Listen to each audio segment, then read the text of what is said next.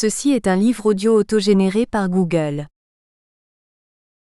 Moi, la vie, je ne voulais pas la vivre, je voulais l'écrire, la composer, la dominer. Abel Zenorco, dans Variations énigmatiques, d'Éric Emmanuel Schmitt. Rebelle sans cause. Bien avant d'apparaître dans les polars de Melville et de Ray, Alain Delon connaissait le son des balles qui claquent. Les vraies. Celles qui tuent.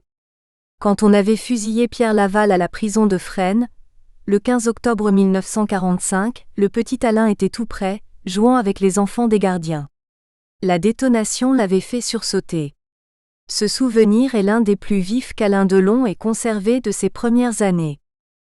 À l'âge de 4 ans, il avait été placé en famille d'accueil.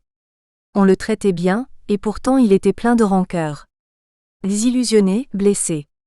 Ses parents s'étaient tout bonnement débarrassés de lui. Ils avaient refait leur vie, ils avaient fondé une nouvelle famille, et Alain faisait partie d'un passé qui ne passait pas, une histoire de désamour qu'ils préféraient laisser derrière eux. Pourtant Edith, sa mère, l'avait aimé passionnément. Très possessive, elle était fière de son fils. Elle le trouvait tellement beau. Quand elle le promenait dans le parc de Sceaux, elle accrochait à la poussette une petite pancarte sur laquelle on pouvait lire « Regardez-moi mais ne me touchez pas ». Edith était loin d'imaginer qu'un jour son fils donnerait la réplique à Jean Gabin et Dean Martin, qu'il tutoierait des chefs d'État, et qu'il serait riche au point de pouvoir acquérir des tableaux de Millet Géricault. Avec le temps, on a tendance à enjoliver le passé. Ce n'est pas le cas d'Alain Delon. À l'en croire, son enfance a été détestable. Il exagère, c'est entendu. Mais le ressenti de celui qui se pense victime, ne compte-t-il pas plus que la réalité ? L'acteur en a longtemps voulu à ses parents. Être un enfant délaissé, rejeté par les siens lui est apparu de plus en plus douloureux. La blessure ne s'est jamais refermée. Elle a peut-être même plombé sa vie d'adulte. La peur d'être abandonné, la menace permanente de l'échec ont hanté Alain Delon. L'acteur, si beau, si viril au cinéma, a dû se construire sur une faille originelle. Il y a des vides qui ne se combleront jamais. Et même quand je vivais avec une femme que j'aimais une femme, je me sentais seul, confiait-il en 2018. Alain Delon n'est pas l'homme de la résilience. Il lui a fallu lutter pour être un conquérant, et non un type borderline avec un goût de cendre dans la bouche. Le cinéma lui a permis d'endosser des masques et être un autre, même si Delon a répété qu'il est partout dans ses rôles, puisqu'il n'est jamais qu'un acteur, une personnalité mise au service du cinéma, pas un comédien formé dans une école ou un conservatoire. Delon, venu au cinéma par hasard, s'est revendiqué de la race des saltimbanques, à l'exemple de Gabin, homme du music-hall, Burt Lancaster, acrobate de cirque, ou Lino Ventura, lutteur professionnel. À l'évidence, il a mis beaucoup de lui-même dans ses rôles. Sa révolte décorchée. L'urgence et la fébrilité. L'arrogance et une certaine brutalité. Le regard d'acier qui transperce. Et puis la froideur, ce retrait intérieur qui protège des autres. Le credo d'Alain Delon semble avoir été de se protéger et révéler le moins possible son affect. Le cinéma n'était pas étranger au monde de son enfance. Son père, Fabien Delon, était gérant d'une salle de cinéma, le Regina, à Bourg-la-Reine. C'est là que l'enfant a connu ses premiers émois cinématographiques, qu'il a pu découvrir gratis, western, films noirs et mélodrames. Sa mère, préparatrice en pharmacie, ne cachait pas son appétence pour les vedettes du grand écran, elle rêvait d'en être une. Des actrices, il en venait parfois dans la boutique du beau-père d'Alain, une charcuterie de Bourg-la-Reine qui comptera jusqu'à 16 employés. Ma mère connaissait bien Madeleine Lebeau, une comédienne qui habitait Bourg-la-Reine, confessait Alain Delon en 1996 dans un entretien pour les Cahiers du cinéma. J'étais fiancée avec sa sœur. Madeleine Lebeau était mariée à Clément Duhour, producteur de Guitry. Elle était aussi la maîtresse de Marcel Achard. Un beau carnet d'adresses, qu'Edith n'activera pas pour son fils. Après avoir été renvoyé de presque tous les pensionnats où il a été placé, à Igny, à Buzenval, à Issy-les-Moulineaux, l'enfant terrible est promis à une carrière dans le commerce familial. Mais voilà, le jeune Delon voit plus loin que Bourg-la-Reine. Il a des rêves de grandeur, des rêves d'Amérique. Il lui faut partir sans tarder. Une tentative de fugue, à 14 ans, ne le conduit pas plus loin que le commissariat de Châtellerault. Alain a parcouru 350 km, mais il est loin de Chicago, la destination rêvée, qu'il prévoyait de rallier avec un copain sans le sou. Plus tard, en 1964, il résidera à Los Angeles, dans une villa de Beverly Drive avec piscine. Comme une revanche sur la vie. En attendant, entre ses demi-frères et sa demi-sœur, Alain ne trouve pas sa place chez son beau-père Paul Boulogne. Je me sentais un peu étranger. Je pensais que je gênais, que j'étais de trop. Dans Paris, des affiches ont accroché son regard. Devenez pilote de chasse en 18 mois. Chez le jeune homme, l'espoir renaît avec la perspective de cet échappatoire. Il lui faut vivre autrement, vivre vraiment. Édith et Paul Boulogne ne font pas obstacle au projet d'engagement d'Alain, âgé de 17 ans, même si l'un des biographes de la star révèle que sa mère entreprendra ensuite des démarches pour que son fils soit rendu à la vie civile. Alain est mineur, ses parents doivent donner leur accord pour qu'il puisse s'enrôler. Le contingent d'aviateurs en herbe est déjà constitué. Il lui faudrait attendre plusieurs mois pour pouvoir s'engager. Delon n'a pas de patience, alors il sera marin plutôt qu'aviateur. Il est formé en Bretagne puis à Toulon, pour une spécialisation radio. Le 23 janvier 1953, il entre dans l'armée qui devient sa seconde famille, un foyer fraternel. Le jeune homme veut mettre encore plus de distance entre ses géniteurs et lui. L'aventure ne saurait attendre. Il embarque donc pour l'Indochine. Affecté à la garde de l'arsenal de Saïgon, il ne voit pas grand-chose de la guerre. Delon a toujours été en quête d'un brevet de virilité. Pour être un homme, un vrai, il faut avoir l'air bravache, comme Hemingway, Malraux ou Huston. Plus tard, sur les plateaux de télévision, Delon fera des mystères, il racontera ne pas vouloir se souvenir s'il a tué. À défaut d'avoir combattu, Delon a découvert la camaraderie des chambrés, et il a acquis des compétences en maniement des armes qui plus tard seront mises à profit dans les films policiers de Verneuil, Melville et de Ray. J'étais plus malheureux au parc de Sceaux qu'à Saïgon, disait-il récemment. Un soir, à Paris, j'ai moi-même rencontré un condisciple de Delon en Indochine. C'était après une représentation de Variations énigmatiques, une pièce d'Éric Emmanuel Schmitt dans laquelle l'acteur triomphait sur les Champs-Élysées. Retranché derrière le comptoir du bar du théâtre Marigny, la star s'était laissée aller à une séance de dédicace. Visiblement là, l'œil bleu acier caché derrière des Ray-Ban jaunes, Delon retrouva le sourire au bout de quelques instants. Acclamée par ses fans, la star renaissait sous mes yeux, souriante, bombant le torse. Et puis, sans transition, face à son copain perdu de vue depuis des années, l'acteur était soudain redevenu le matricule 1203 tome 53. J'ai alors eu la preuve de ce qu'on dit, Delon est fidèle en amitié. Avec lui, c'est toujours à la vie, à la mort, comme l'atteste un numéro récent du magazine Paris Match dans lequel nous sont livrées quelques lettres manuscrites de l'acteur à l'un de ses amis gangsters, Jacques Imbert dit Jackie Le Mat. Les lettres sont de 2003. Imbert effectue alors une peine de prison à la maison d'arrêt de Luynes. Et Delon lui écrit « Sache mon Jackie que je suis là près de toi comme nous le sommes depuis 40 ans. Là pour quoi que ce soit. Tu me manques. Je t'attends. Je t'embrasse fraternellement. » Un soir de 1996, j'ai donc vu Delon sans phare être ce bon camarade, simple et cordial. Promptement, il avait glissé son numéro de téléphone à son vieux copain du temps de l'Indochine, « Tu m'appelles là. » Quelques instants plus tôt, l'homme un peu frêle, qui ressemblait déjà à un vieillard comparé à la star fringante de 60 ans, m'avait raconté des épisodes fugaces de leur épopée commune. Il avait sorti de son portefeuille une vieille photo jaunie, Delon et lui, marchant bras dessus bras dessous dans une rue de Saïgon, en uniforme de marin, béret à pompons vissés sur le crâne, sourire aux lèvres. Ils avaient 18 ans. Le monde leur appartenait. Et puis ce camarade de régiment m'avait dépeint l'envers du décor. Delon, quartier-maître turbulent, hâbleur et fêtard, voleur de revolvers, de radio et de jeep, cassé de son grade, placé en forteresse. Delon a même fêté ses 20 ans en prison. Dans les médias, il a souvent déclaré que l'armée lui a appris la discipline. Son comportement lui a surtout valu d'être rendu à la vie civile avant terme. Pour le dire en termes militaires, Delon a été catalogué RDSF, c'est-à-dire renvoyé dans ses foyers. L'armée l'a tout bonnement vidé. Et le jeune homme s'est retrouvé à Toulon, débarqué, désœuvré, sans projet.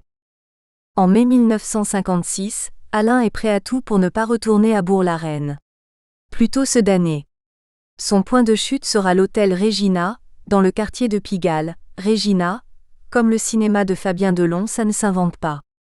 Le jour, l'ancien matelot vit de petits boulots, débardeur aux Halles, garçon de café sur les Champs-Élysées. La nuit, il traîne sa belle gueule aux Trois Canards, au Narcisse ou au comptoir de l'Heure Bleue, des bistrots du quartier. Dancing, bordel et tripot, Delon connaît aussi. Il les a fréquentés à Saïgon. Les prostituées l'ont à la bonne. Quand il le faut, elles entretiennent le bel Apollon. Légende ou réalité, Delon dira qu'il aurait pu être souteneur. Qu'être devenu acteur a été une bénédiction, car il n'aurait sans doute pas vécu vieux, à Pigalle, où il avait de mauvaises fréquentations. Ce qui est sûr, c'est qu'à 20 ans le gamin de Bourg-la-Reine se moque du beau monde et de ne pas avoir d'éducation. Il traîne à Saint-Germain-des-Prés, et se fout bien de savoir parler des romans de Sagan ou de Rob Grillet qui animent les discussions aux terrasses des cafés. Il vit de l'air du temps, il aime le jazz, il danse et il charme. Il ne laisse indifférents ni les femmes ni les hommes. Il prend pleinement conscience du pouvoir qu'il peut exercer sur les uns et les autres, grâce à un physique à couper le souffle. Le détour du jeune homme par Saint-Germain-des-Prés sera crucial pour la suite, mais comment pourrait-il alors le deviner ? Ma vie est un accident. Ma carrière est un accident, confiait-il il y a peu, terriblement mélancolique et comme ébloui par sa propre histoire. Comme si elle était arrivée à un autre que lui. Les débuts sont si loin. Destin, hasard ou coïncidence, appelez cela comme vous voulez, en 1956, Alain Delon a les bonnes cartes en main. Belle amie. Elle est blonde, menue, avec de grands yeux espiègles et elle est actrice. Brigitte Aubert a joué dans La main au collet, un film d'Alfred Hitchcock réalisé sur la Côte d'Azur. Son nom figurait sur l'affiche avec les stars, Cary Grant et Grace Kelly. Alain Delon a tout fait pour la rencontrer. C'est que Brigitte appartient à un monde qui pétille et qui brille. Elle peut l'aider à réussir, à devenir quelqu'un. Alain connaît ses propres atouts, son aplomb, sa désinvolture, sa gueule d'ange et un sourire ravageur. Pour avoir du courage, au moment d'aborder l'actrice, il s'est copieusement enivré. Le jeune homme aux yeux bleus cerclés de noir est irrésistible. Brigitte Aubert s'enflamme sans délai pour cette graine de voyou. Delon prend ses quartiers chez elle. Et l'actrice joue les Pygmalions. Elle tente de canaliser l'énergie de ce pur sang indocile. Elle envisage pour lui un métier d'aventurier, reporter photographe. Elle va jusqu'à lui présenter le documentariste François Reichenbach. Alain n'accroche pas. Le cinéma ? Il y pense peut-être déjà. Il admire Frank Sinatra et John Garfield, l'acteur de Menace dans la nuit, un film noir mémorable. Delon apprécie la modernité de Garfield, sa manière de bouger, son jeu tout à la fois électrique et naturaliste. Garfield, décédé à 39 ans, était un enfant terrible, un rebelle. Comme Delon qui, dans ses vadrouilles nocturnes, a peut-être croisé sans le savoir, l'américain John Berry, réalisateur de Menace dans la nuit. En pleine hystérie macartiste, ce dernier avait fui les États-Unis pour trouver refuge à Paris. Toujours bienveillante, Brigitte Aubert cherche à occuper son protégé. Elle l'envoie chez Simone Jarnac, actrice et professeure de comédie. Elle m'a dit, avec la tête qu'il a, il doit faire du cinéma illico, pas la peine d'attendre. Alain Delon trouve vite une occasion de se faire remarquer. Au mois de mai 1957, il fonce à Cannes et il y fait le beau.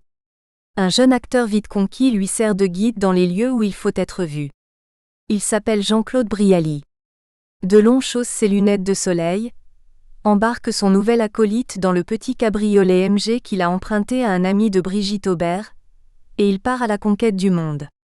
Exactement ce qu'il fera dans Mélodie en sous-sol, 5 ans plus tard, après une scène d'exposition où, Saint-Jean Garfield, cigarette au bec et blouson de cuir noir sur le dos, il s'écharpe avec sa mère, jouée par Germaine Montero. Ce Delon-là retient l'attention du journaliste Georges Decaune. Un jeune homme a trouvé une façon originale de se faire photographier. Il se promène au volant d'une voiture de sport en affirmant qu'il ressemble à James Dean. Il se fait appeler Alain Delon. Cocteau préside le jury du Festival de Cannes. Il remarque aussi ce jeune éphèbe impudent. Brialy joue les sésames et Delon ratisse les dîners de gala. Une photo rare montre le jeune Rastignac, en costume et nœud papillon, à la même table que Francine Weichweiler, une amie fortunée de Cocteau. À leur côté, se trouve l'acteur vedette Gérard Philippe, auquel on comparera bientôt Delon. Hormis De Caunes et Cocteau, l'aspirant James Dean a surtout retenu l'attention d'Henry Wilson, un talent scout américain au service de David O. Selznick. Wilson veut absolument que Delon se soumette à des essais, à Rome. C'est la chance du débutant. Alain se prête au jeu. Les essais caméra du Frenchie sont concluants. À Cinecittà, Delon bavarde avec Rock Hudson qui tourne les extérieurs de l'Adieu aux armes. L'acteur chevronné conseille à l'aspirant d'accepter le contrat de 7 ans proposé par Selznick. Alain ne dit pas non. Avant de s'envoler pour Los Angeles, il travaille son anglais. Rêve-t-il alors de devenir le nouveau Louis Jourdan, célébré à Hollywood pour ses prestations dans des films de Vincente Minnelli? Cette option semble à sa portée quand soudain, une nouvelle rencontre vient changer ses plans. Michel Cordoue, épouse du cinéaste Yves Allégret, le convainc de rester en France. Son mari offre à Delon un rôle dans son nouveau film. Exit Brigitte Aubert. Une actrice en remplace une autre dans le cœur du jeune homme. Et bye bye Hollywood. Les planètes s'alignent et les événements se précipitent. Pour sa première apparition au cinéma, Delon sera Joe, un porte-flingue dans Quand la femme s'en mêle. On ne pouvait trouver meilleur titre. L'entrée d'Alain Delon dans l'univers du cinéma n'est pas fracassante. Dans le film d'Allégret, une satire de thriller dialoguée par Jean Mecker, il prépare l'artillerie. Ça va devenir sanglant. Delon est associé à Jean Lefebvre. On a connu meilleur appariement. Très mince, propre sur lui, le joli garçon courtise Sophie Daumier et joue les tueurs à gages. Il est un peu emprunté, et semble ne pas savoir quoi faire de ses mains. On est encore loin de la souplesse féline dont l'acteur fera bientôt montre dans Plein Soleil. La gouaille toute parisienne de l'acteur se remarque. Elle lui est naturelle. Delon ne parviendra vraiment à effacer ses intonations populaires qu'à partir des Félins, en 1963. Dans le film d'Yves Allégret, il fait le job honorablement et meurt comme il faut, fauché par une balle après 1h23 de bande. Le spectateur peut cependant lui préférer un autre débutant, un type au visage longiligne à couper au couteau, une grande carcasse dégingandée, pas vraiment Lee Marvin mais drôlement convaincant quand même. Le Lascar a pour nom Bruno Kremer. Devant les caméras, Delon est lèse en tout cas. Le beau brun vif-argent joue comme il respire. Et ses proches observent que les promesses de réussite n'arrangent rien à son caractère peu conciliant. Plus tard, Pascal Jardin écrira à son propos « Tous les personnages qui cohabitent en lui s'entendent mal entre eux. D'où des abrupts sanglants, des passages imprévisibles de la colère à la tendresse. » Le commentaire d'un autre de ses futurs scénaristes et amis, Jean Cau, complète le tableau. Ça grésille et crépite à fleur de peau. Il ne tient pas en place. On dirait un fauve qui serait retenu, on ne sait où et comment, par d'invisibles chaînes sur lesquelles il tire. Il va et vient. Il tourne. Il s'assied et se lève. Quand il se détend ou se couche, il dort. 100 fois je l'ai vu discuter, assis sur un tapis devant le feu de bois et soudain, sans crier gare, s'écrouler dans un sommeil de tombe. À peine le tournage de Quand la femme s'en mêle terminé, Delon signe avec un autre Allégret, Marc, le frère aîné d'Yves, qui a lancé Gérard Philippe, Louis Jourdan, Simone Simon et bien d'autres encore. Olga Horstig, agent artistique en vue, a également pris Alain sous son aile. Elle préside quant à elle aux destinées d'actrices de premier plan parmi lesquelles on compte Michèle Morgan, Edwige Feuillère et Brigitte Bardot. Olga a presque inventé le métier en France. Avant elle, on parlait d'impresario. Delon est donc à l'affiche de Sois belle et tais-toi de Marc Allégret. Comme son premier film, c'est une comédie matinée de film noir, où il joue les voyous à la petite semaine. Dans la distribution, il y a un garçon rigolard et débraillé, Jean-Paul Belmondo. Après quelques apparitions, c'est le premier vrai rôle de ce fils de sculpteur passé par le conservatoire. Belmondo est cité en 5e position au générique, tandis que Delon a droit à un carton avec son nom en lettres capitales. Pour l'instant, il a une longueur d'avance sur son futur challenger. L'association est insolite, tant les physiques et le jeu de ses acteurs sont aux antipodes. Belmondo, pitre à la gueule cabossée, joue décontracté sans travailler vraiment. Delon, beau gosse au profil de dieu grec, est appliqué et sérieux, même s'il n'en est pas encore à calibrer ses interprétations de manière maniaque. Plus tard, on dira de lui qu'il est une machine à jouer de haute précision. En attendant, dans Sois belle et tais-toi, son talent n'est pas évident à déceler, même si sa présence est saisissante. Et pour être honnête, le film d'Allégret tient plus du Club des 5 que de Razzia sur la Schnouf. Hors plateau, Delon est un oiseau de nuit qui s'illustre par ses frasques. Un jour, il emprunte la voiture de Pascal Jardin, scénariste de Son État, et la bousille sous le tunnel du pont de Saint-Cloud. Delon a fait 5 tonneaux. La 4 chevaux de Jardin est bonne pour la casse. La suite, c'est le scénariste qui la raconte. Alain n'a pas d'argent. Il dit qu'il en trouvera. Il me donne rendez-vous pour le lendemain à son domicile du moment, à l'hôtel Élysée-Mermoz. J'y viens. Il me donne de quoi acheter une nouvelle voiture. 325 000 francs comme dans le roman de Vaillant. Et puis on va déjeuner et on devient amis. En 1958, Delon compte en tout et pour tout 2 films à son actif. 2 rôles secondaires. Un envol modeste pour celui qu'on envisage pourtant en jeune espoir du cinéma hexagonal. Au vrai, si Delon peut espérer se mesurer aux comédiens qui montent et qui ont une formation, Belmondo l'ironique, Gérard Blain le tragique, Laurent Terzieff le romantique, c'est parce qu'il est coaché par un duo de choc constitué d'Olga Horstig et Georges Baume. Baume est un journaliste discret rencontré sur la Croisette, lors de la virée avec Brialy. Il est rapidement devenu un soutien indéfectible de Delon. L'homme est d'une efficacité redoutable.